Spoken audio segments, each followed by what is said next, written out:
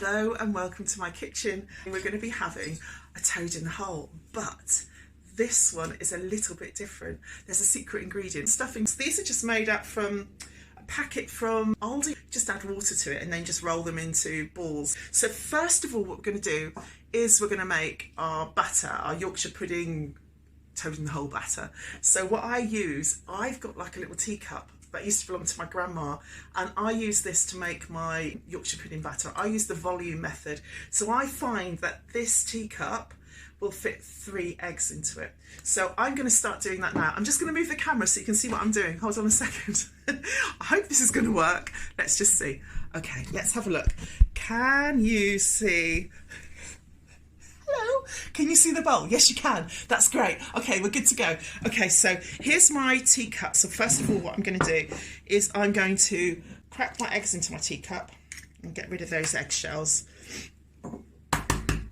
Crack 3 eggs into here. There we go. 1, 2, and number 3, which gives me roughly, I tend to find roughly a cupful, as you can see. Hello again. You can see roughly a cupful of eggs. So that goes in. So then what I do is I get my whisk and I whisk these up like so. Give them a good whisk. Whisky, whisky, whisk. Like that. And then what I do is I get my cup again, same one, and I fill it up with flour. Okay, so there we go. Fill that up. This is plain flour. If you use self-raising flour, it kind of turns out a bit like a cake.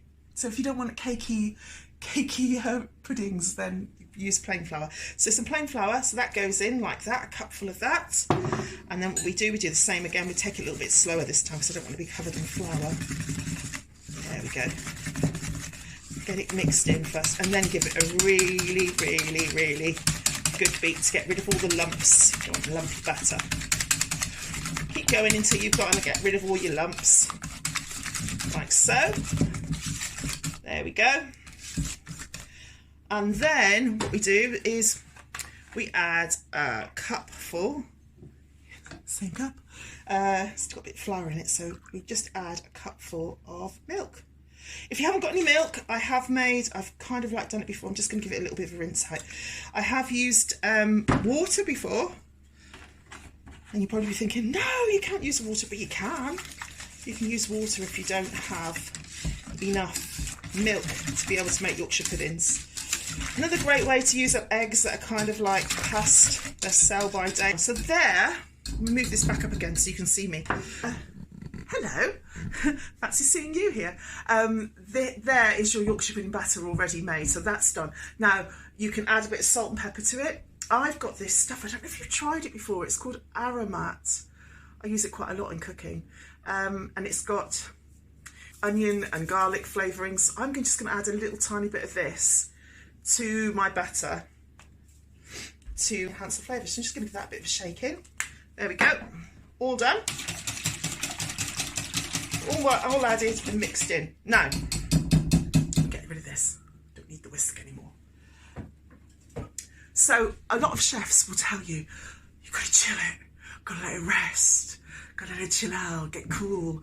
But you know what? I never bother. I haven't got the time for that. I'm a busy mum with 2 kids. Haven't got time to make or even remember to make my batter in advance and put it in the fridge and chill it overnight or however long they say that you've got to do that for. I just make it and I just chuck it straight into my whatever I'm going to cook it in. So I've got my, pardon me, sorry, I didn't mean to burp at you.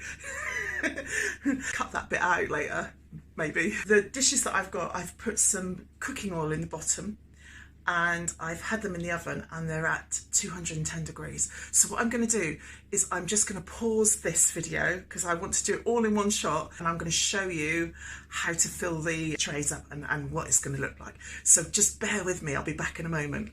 Okay, so I'm back with my ladle in my hand this time and my pie dish and my butter. So what I'm going to do is I'm going to do the same thing again. I'm just going to tilt you down so you can see what I'm doing. Okay, bear with me.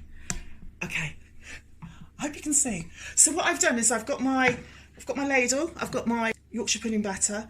I'm just going to pour this in here.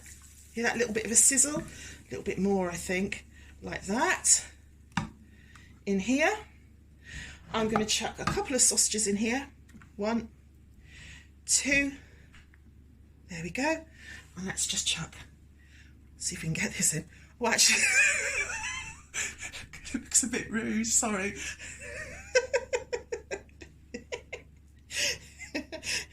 There we go. So we've got our sausages and our balls.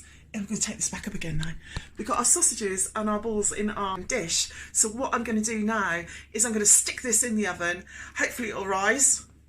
I'll put you on pause and I'll come back and show you when it's cooked. Okay. Hello, and I'm back again. I've just pulled this out of the oven. Hope you can see that. So there's your sausage and stuffing ball toad in the hole. I put it in a hot oven to start off with, about 210. Left it in there for about 10 minutes, turned it down to about 180 and let it cook for another sort of 10 minutes. So 20 minutes roughly. And this is what we have. And hopefully, let's have a look. Let's turn it down and see if you can see. Hopefully, fingers crossed, can you see that? Yeah, you can. Hopefully this should give a bit of a jiggle. There we go. Straight out of the cooking dish, straight onto the plate. There we are. Easy to do, not much prep. Cut that in half each for the kids, or if you're feeling particularly greedy, you can have the whole lot for yourself. And that's it done. I hope you liked the video. If you could give me a like or a follow or a subscribe, that would be fantastic. And I look forward to seeing you again soon. Thank you. Bye-bye.